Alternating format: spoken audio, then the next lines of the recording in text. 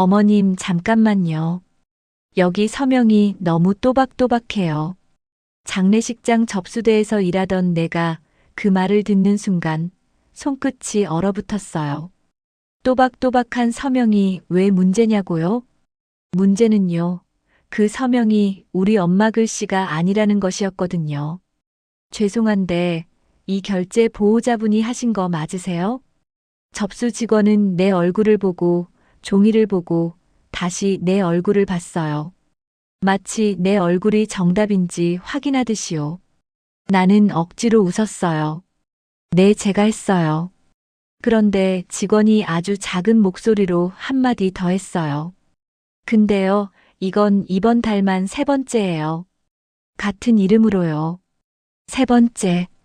장례는 한 번이잖아요. 그런데 같은 이름으로 세 번. 그때부터 머릿속이 쿵쿵 울리기 시작했습니다. 내 이름은 38, 나는 남편이랑 작은 분식집을 해요. 새벽에 김밥 말고 점심에 떡볶이 끓이고 저녁에 설거지로 하루가 끝나는 여자예요. 내가 장례식장 결제를 세 번 할 일이 없어요. 그리고 더 이상한 건 우리 엄마 명숙은 장례식장 근처도 싫어하는 사람이에요. 그런 데는 기운이 세다고 늘 피했거든요. 그런데 접수대 종이에 찍힌 건 분명히 엄마 이름이었어요. 그리고 결제한 사람란에 적힌 번호도 엄마 번호였고요. 혹시 가족분이 또 계세요? 직원이 묻는 순간 내 목 뒤가 싸늘해졌어요. 가족? 나는 가족이라는 단어가 이렇게 무섭게 들린 적이 없었어요. 집으로 돌아가는 길, 차 창밖에 납골당 안내판이 스치는데 심장이 쿵 내려앉았어요. 혹시 누가 엄마를 데리고 이상한 데를 다니는 건가? 가게 문을 열자마자 엄마부터 찾았어요. 엄마, 어디 갔다 왔어? 엄마는 집 안방에서 텔레비전을 보고 있었어요. 너무 평범한 얼굴로요. 나 집에 있었지. 엄마, 오늘 전화 왔어. 장례식장에서. 엄마가 리모컨을 누르다 말고 날 봤어요. 장례식장? 거길 왜 내가 가? 그러니까 엄마 이름으로 결제가 됐대. 엄마 눈이 아주 잠깐 흔들렸어요. 정말 잠깐. 무슨 소리야? 내가 그런 걸 왜 해? 엄마 번호로, 엄마 이름으로. 이번 달만 세 번째래. 엄마는 입술을 한번 다물었다가 아무렇지 않은 척 말했어요. 세상에 별일 다 있네. 전화 잘못했겠지. 잘못? 엄마는요, 전화 잘못 오면 제일 먼저 그럼 번호 말해봐 하고 확인하는 사람이에요. 그런데 오늘은 확인을 안 했어요. 그냥 잘못이라고 끝냈어요. 그게 더 이상했어요. 나는 떡볶이 국물 데우는 척하며 엄마를 슬쩍 봤어요. 엄마는 텔레비전을 보는데 자꾸 휴대폰을 뒤집어 놓더라고요. 화면이 안 보이게. 그날 저녁 손님이 빠지고 가게가 한가해졌을 때였어요. 엄마 휴대폰이 진동으로 울렸어요. 엄마는 누가 볼까봐 급하게 들고 밖으로 나가려 했고 나는 무심한 척 앞을 막았어요. 엄마, 어디가? 화장실. 전화 받는 거면 여기서 받아. 뭐 숨길 게 있어? 엄마 얼굴이 굳었어요. 너 왜 이래? 내가 전화도 마음대로 못 받아? 엄마, 지금 내 말은 장례식장 결제 때문이야.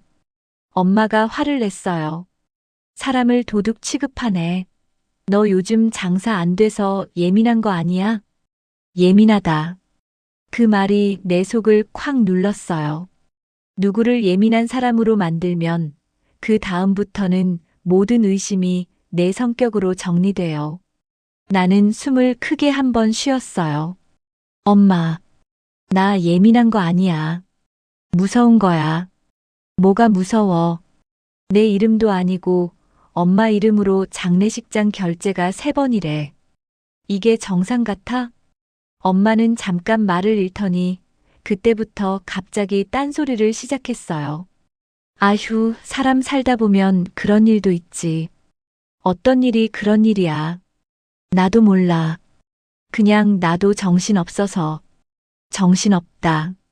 엄마는 정신없는 사람이 아니에요. 시장 계산도 머릿속으로 하고 전기세 고지서도 꼼꼼히 보는 사람이에요. 그런 엄마가 정신없다고 뭉개는 순간 나는 확신에 가까운 불안이 올라왔어요. 그날 밤 나는 남편에게 말했어요. 오빠, 엄마 이름으로 이상한 결제가 있어. 장례식장. 남편은 국물통 정리하다 말고 피곤한 얼굴로 툭 던졌어요. 장례식장? 거기서 뭐가 결제가 돼? 사기 아니야? 그냥 사귀면 좋겠어. 근데 엄마가 뭔가 숨기는 느낌이야. 장모님이 뭘 숨겨? 그 나이에 뭘 해? 그 나이에 뭘 해? 그게 제일 위험한 말이에요. 사람들은 나이 들면 아무것도 못한다고 생각하죠. 근데요, 나이 든 사람을 노리는 사람들은 그걸 이용해요. 아무것도 모르시죠? 하면서 다 빼먹어요. 다음 날 아침 나는 일부러 가게 문을 늦게 열었어요. 엄마를 혼자 두고 싶지 않았거든요. 그런데 내가 잠깐 재료 사러 나간 사이 집 앞에 검은 봉투가 하나 놓여 있었어요. 장례식장에서 쓰는 것 같은 두꺼운 종이봉투. 안에는 서류가 들어 있었어요. 납골당 자리 계약 안내, 추가 비용 안내, 오늘 방문 확인 필요. 나는 봉투를 들고 손이 덜덜 떨렸어요. 납골당? 우리 집에 돌아가신 분이 있어요? 없어요. 그럼 이건 뭐예요? 집에 들어가자 엄마가 밥을 하고 있었어요. 너무 평범하게 된장국 냄새가 났어요.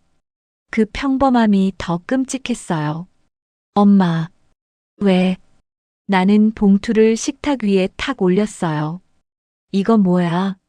엄마는 한 번 보고 고개를 돌렸어요. 모르겠네.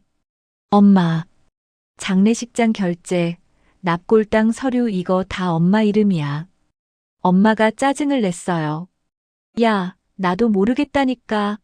내가 그런 걸 왜 해? 그럼 누가 해? 엄마 번호로 문자도 왔다며. 문자? 난 잘 안 본다. 거짓말. 엄마는 문자 오면 꼭 읽고 지우는 버릇이 있어요. 그 습관을 내가 모를 줄 알아요? 나는 결심했어요. 오늘은 돌려 말하지 말자. 소리 지르지도 말자. 대신 확실한 것을 잡자.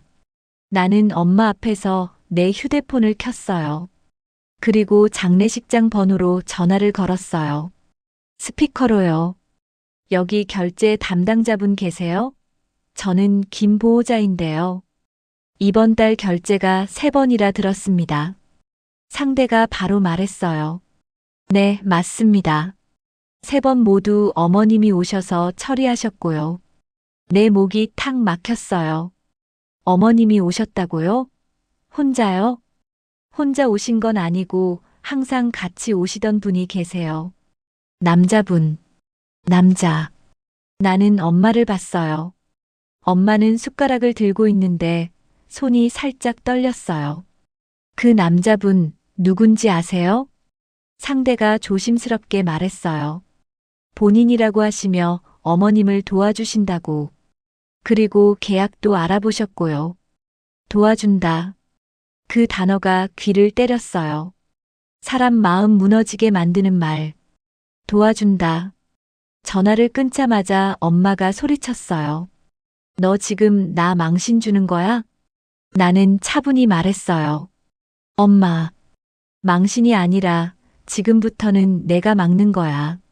엄마는 입술을 깨물고 고개를 숙였어요. 그러다 아주 작게 말했어요. 그 사람이 나를 겁주기도 했어. 그 순간 초인종이 울렸습니다. 띵동. 나는 그대로 굳었어요. 엄마 눈이 문 쪽으로 확 돌아갔어요. 너무 익숙한 반응이었어요. 이미 알고 있는 사람처럼. 초인종이 한 번 더 울리고 이번엔 노크가 붙었어요. 쿵, 쿵. 문 밖에서 남자 목소리가 들렸어요. 어머니, 문 좀 열어보세요. 서류 오늘 확인해야 한다니까요. 안 그러면 자리 날아가요. 자리, 납골당 자리. 그게 협박이 될 수 있다는 사실이 너무 소름이었어요. 사람이 제일 약해질 때를 파고드는 말이니까요. 나는 엄마 손목을 잡았어요. 엄마, 그 사람이야? 엄마가 눈물을 삼키며 고개를 끄덕였어요. 남편이 주방에서 뛰어나왔어요. 누구야? 내가 낮게 말했어요. 문 열면 안 돼. 절대. 밖에서 다시 목소리가 들렸어요. 어머니, 저 진짜 어머니 위해서 그러는 거예요. 따님도 같이 들으시죠? 따님이 결제 못하게 막으면요. 어머니 큰일 나요. 따님, 그 남자는 나를 알고 있었어요.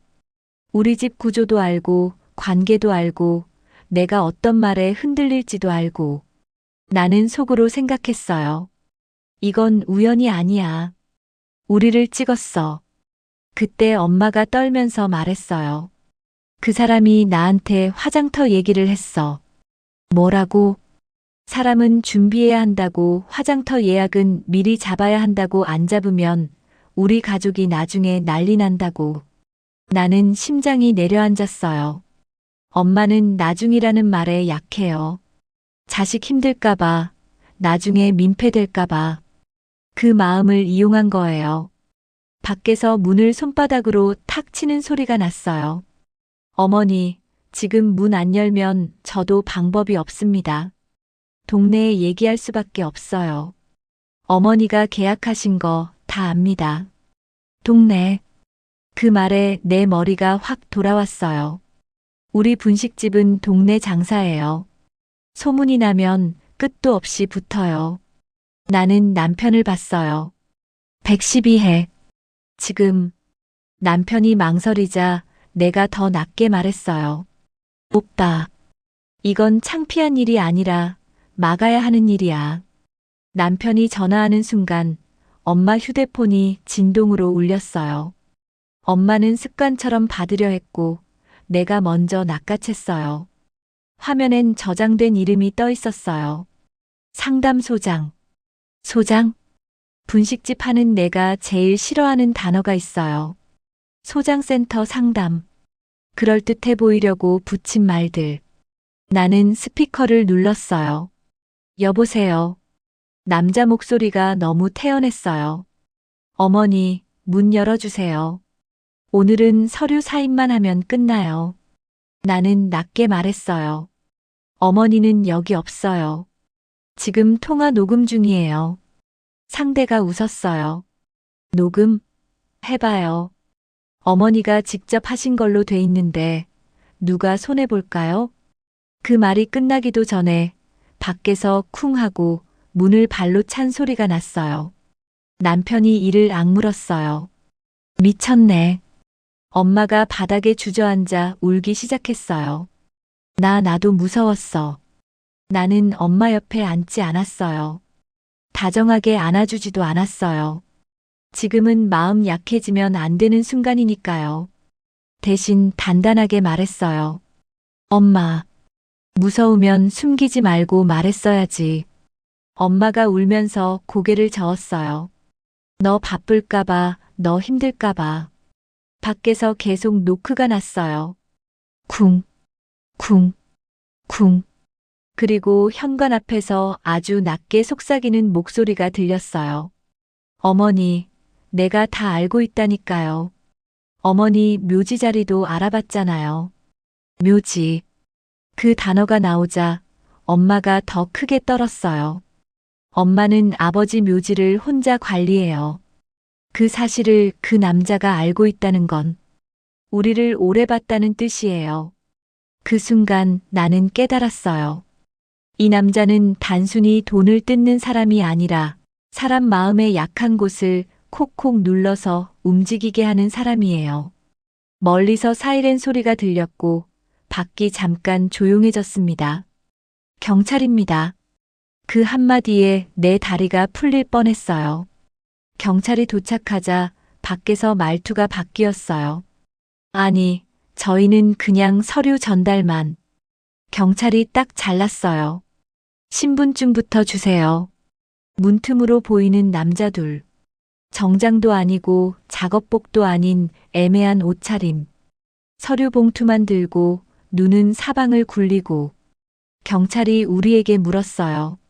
누가 연락 받으셨습니까? 내가 말했어요. 제가요. 통화도 녹음했어요. 경찰이 고개를 끄덕였어요. 잘하셨습니다. 그때 엄마가 떨리는 목소리로 말했어요. 나는 시킨 대로만 했어. 경찰이 물었어요. 누가요? 엄마는 잠깐 내 눈치를 보고 남편을 보고 그리고 결국 고개를 숙였어요. 처음엔 좋은 일이라고 했어. 사람들 도와주는 곳이라고. 좋은 일. 나는 숨이 탁 막혔어요. 사람 마음 제일 잘 흔드는 말이 좋은 일이거든요. 경찰이 엄마에게 물었어요. 장례식장에 가신 적 있습니까? 엄마는 고개를 끄덕였어요. 그 사람이 데려갔어. 화장터 예약도 미리 해야 한다고 납골당도 자리 없다고. 나는 남편을 봤어요. 남편 얼굴이 하얗게 질렸어요. 그제야 남편이 알았어요. 나이 들면 뭘 해가 아니라 나이 들수록 더 쉽게 당할 수 있다는 걸. 경찰이 남자들을 데리고 나가자 집안은 너무 조용해졌어요. 엄마는 눈물만 훔쳤고 남편은 병만 받고 나는 식탁 위 서류를 정리했어요. 그런데 서류 사이에서 작은 카드 한 장이 떨어졌어요. 명함이었는데 거기 적힌 문구가 이랬습니다. 노후준비 상담 장례, 묘지, 화장터 예약 대행 당일 방문. 나는 그 명함을 보고 정말 소름이 돋았어요. 예약 대행. 말은 예쁘죠. 그런데 그게 돈을 빼는 문이었던 거예요. 그날 밤 엄마가 내 방문 앞에서 작은 목소리로 말했어요. 미안하다. 나는 바로 괜찮아라고 하지 않았어요. 괜찮지 않았거든요. 대신 물었어요. 엄마, 정확히 말해줘. 그 사람들 엄마한테 뭘 받았어? 엄마가 울먹였어요. 처음엔 몇만 원이었어. 상담비라고. 그 다음은 엄마가 고개를 숙였어요. 100. 그 다음 엄마가 거의 속삭였어요. 300. 나는 숨을 들이마셨다가 천천히 내쉬었어요. 여기서 무너지면 안 돼요. 지금부터가 진짜 시작이니까요. 그리고 바로 그때 엄마가 마지막으로 한마디를 했습니다. 그 한마디가 이 일의 방향을 완전히 바꿔버렸어요. 근데 나만 그런 게 아니야. 나는 엄마를 똑바로 봤어요. 무슨 말이야? 엄마가 떨리는 입으로 말했어요. 나랑 같이 장례식장 간 사람 또 있어. 동네에서. 우리 분식집 오는 그 사람도. 내 심장이 철렁 내려앉았습니다. 우리 분식집 오는 그 사람도. 그 말 듣는 순간 머릿속에 얼굴이 몇 명이나 떠올랐어요. 김밥 포장 늘 해가시는 할머니, 떡볶이 국물 더 달라던 아주머니, 늘 혼자 앉아 순대 드시던 분. 나는 엄마에게 물었어요. 엄마, 누구야? 정확히. 엄마는 손을 만지작거리며 말했어요. 경로당에서 몇 명이 같이 갔어. 그 사람들이 버스를 태워줬어. 버스? 흥. 무료 상담이라면서 다 같이 가면 편하다고. 무료. 세상에 공짜가 없다는 걸 알면서도 무료는 사람 마음을 무르게 만들어요. 특히 나이 들면 더 그래요. 내가 손해보는 건 없겠지 하고요. 남편이 물었어요. 장례식장에 왜 단체로 가? 엄마가 고개를 숙였어요. 그 사람들이 그러더라. 요즘은 묘지 자리도 화장터 시간도 미리 잡아야 한다. 안 그러면 자식들이 울면서 뛰어다닌다. 나는 그 문장을 듣자마자 알았어요. 이건 돈 얘기가 아니라 죄책감 얘기예요. 자식 힘들게 할 거냐로 사람을 움직이는 거. 나는 엄마 휴대폰을 달라고 했어요. 엄마가 움찔했어요. 내 폰은 왜? 내가 단호하게 말했어요. 엄마, 지금은 폰이 사생활이 아니라 증거야. 남편이 옆에서 거들었어요. 엄마, 그냥 줘. 오해면 끝이잖아. 엄마는 입술을 꾹 다물더니 천천히 폰을 내밀었어요. 나는 문자함을 열었어요. 그리고 그 순간 내 목이 바싹 말랐어요. 문자들이 다 비슷했어요. 어머님, 오늘은 자리 확정 가능합니다. 어머님, 늦으면 가족이 손해봅니다. 어머님, 따님께는 말하지 마세요. 걱정하십니다. 따님께는 말하지 마세요. 이건 협박이 아니라 통제예요. 입을 막는 방식. 그런데 더 충격적인 건 엄마가 문자들을 거의 다 지워놨다는 거였어요. 몇 개만 남아 있었고 그것도 최근 것만요. 엄마, 왜 지웠어? 엄마가 울컥했어요. 그 사람이 지우라 했어. 자식들이 알면 오해한다고. 나는 손가락 끝이 차가워졌어요. 사람을 속이는 것도 끔찍하지만 속이게 만드는 말이 더 끔찍해요. 너희 가족이 문제야라고 만들거든요. 나는 경찰서로 다시 전화했어요. 저희 집만이 아닌 것 같아요. 동네에서 단체로 움직였대요. 경찰은 짧게 말했어요. 그럼 더 빨리 진행해야 합니다. 어머님 휴대폰, 문자, 통화 기록 그대로 두세요. 그날부터 우리 집은 전쟁이었어요. 아침엔 은행, 점심엔 카드사, 저녁엔 휴대폰 대리점, 밤에는 엄마 옆에 누가 접근하는지 주변을 살폈어요. 은행에 갔더니 직원이 내 통장을 보며 말했어요. 최근에 자동이체가 여러 건 등록돼 있는데요. 나는 멍해졌어요. 제가요? 등록한 적 없어요. 직원이 조심스럽게 물었어요. 혹시 가족분이? 나는 딱 잘라 말했어요. 네. 가족이 했습니다. 저는 동의한 적 없습니다. 직원은 바로 안내해줬어요. 자동이체 해지, 새로 등록 막기, 출금 알림 다시 켜기. 알림이 다시 켜지자 폰이 띵 하고 울렸어요. 그 소리가 왜 이렇게 서럽던지요. 그동안 나는 조용히 세고 있었던 거예요. 알림을 꺼두면 돈이 빠져도 모르니까요. 카드사에 전화했더니 상담원이 말했어요. 장례 관련 결제 외에도 생활용품 결제가 몇 건 더 있습니다. 생활용품이요? 네. 제사상 용품 상복대여 예약금, 납골당 보관함 예약, 예약금, 전부 조금만 먼저 내게 만드는 돈. 그 조금이 쌓이면 큰 돈이 되죠. 나는 엄마에게 다시 물었어요. 엄마, 그 사람들 어디서 만났어? 엄마가 눈을 훔치며 말했어요. 묘지 근처에서. 묘지? 아버지 묘지에 갔다가 내려오는 길에 어떤 여자가 말을 걸었어. 뭐라고? 엄마가 떨며 따라했어요. 어머님 혼자 오셨어요? 요즘은 위험해요. 제가 도와드릴까요? 도와드릴까요? 그 말 한마디로 시작해서 결국 장례식장까지 끌고 갔어요. 사람 마음을 불안으로 묶어두면 그 다음엔 말 잘 들어요. 특히 죽음이 걸리면 더. 며칠 뒤 경찰에서 연락이 왔어요. 그날 현관 앞에 왔던 사람들, 다른 동네에서도 같은 수법입니다. 그리고 경찰이 한마디를 더 했어요. 그리고 이 사람들요. 장례식장만 다니는 게 아닙니다.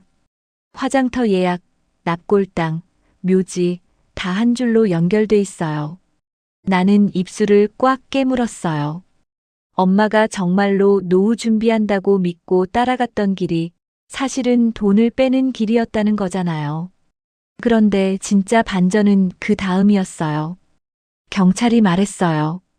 어머님, 혹시 최근에 동네에 새로 생긴 상조 상담소 같은 데 있습니까? 나는 눈을 크게 떴어요. 우리 분식집 근처에 몇 달 전부터 작은 사무실이 하나 생겼거든요. 간판은 번쩍했어요. 노후 상담 장례 상담 무료 상담. 그 사무실 직원이 우리 가게에도 왔어요. 사장님 장사 잘 되시네요. 따님이 효녀시겠다. 그때는 그냥 손님인 줄 알았어요. 경찰이 이어 말했어요. 그쪽에서 어르신들 모아서 움직인 기록이 나왔습니다. 그리고 이런 말이 있었습니다. 경찰이 잠깐 멈추고 말했어요. 가족끼리 틀어지게 만들면 신고가 늦어진다. 나는 그 말을 듣는 순간 등골이 서늘해졌어요. 맞아요.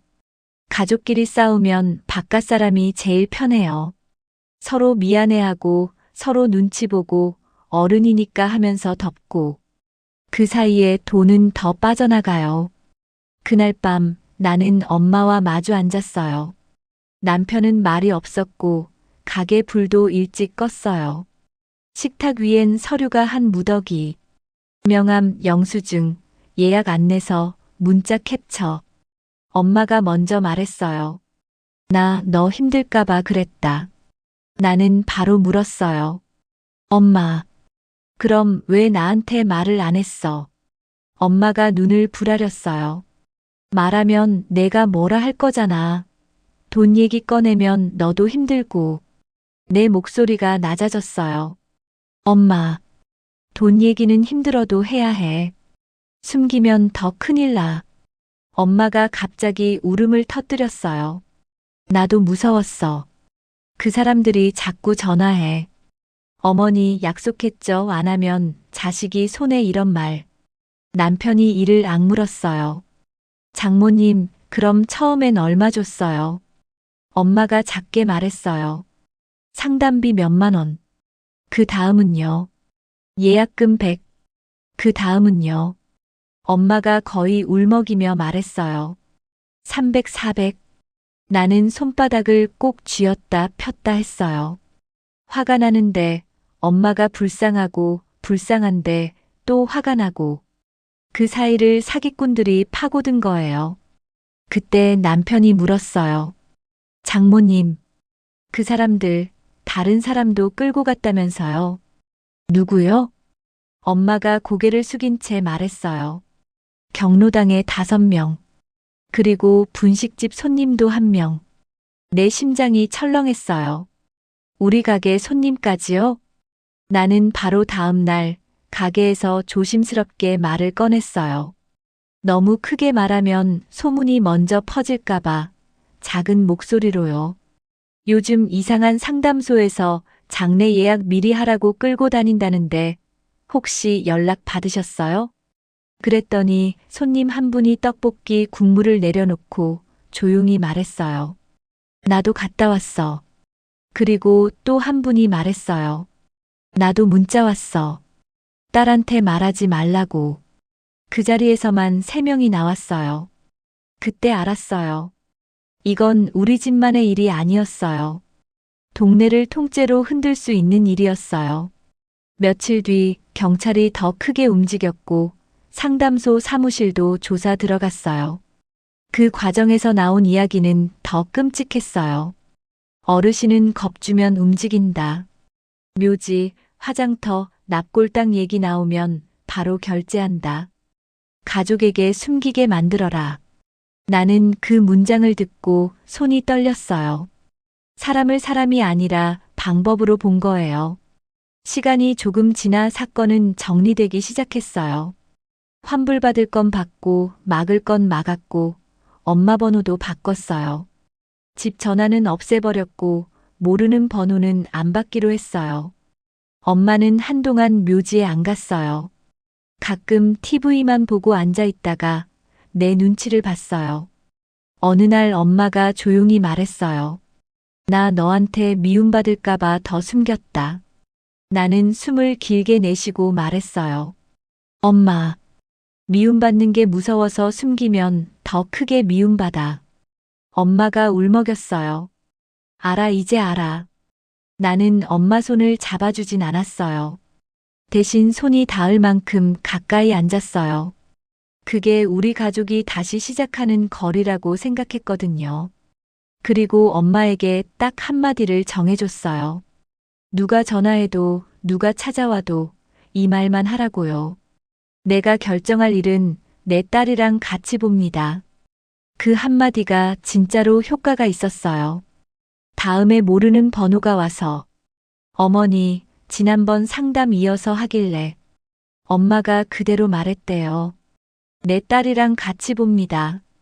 상대가 바로 끊었다고요. 마지막으로 이 이야기 듣는 분들께 꼭 부탁드리고 싶어요.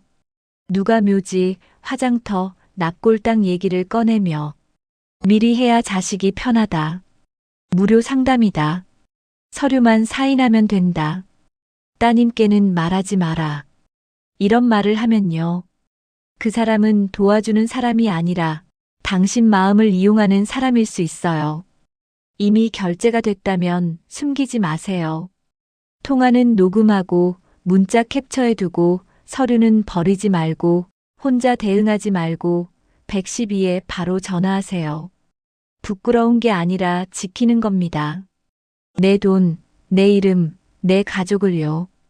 다음 영상에서는 무료 건강검진이라고 끌고 가서 돈 뜯는 이야기, 그리고 간병인 소개라며 집 비밀번호까지 알아내는 이야기까지 더 가까운 사례로 들고 올게요.